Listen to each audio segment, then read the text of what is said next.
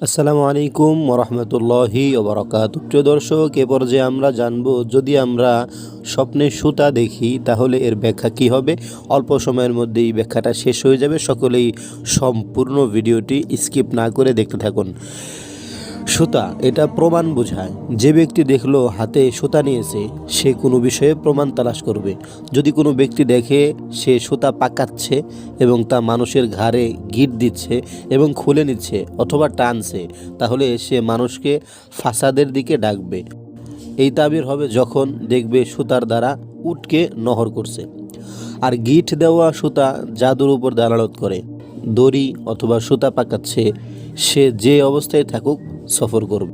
যদি দেখে পশম অথবা চুল পাকাচ্ছে অথবা সে অতিক্রম করছে এমন ব্যক্তির পাশ দিয়ে যে সুতা পাকাচ্ছে, তাহলে তার সফরে কল্যাণকর বিষয় হাসিল হবে।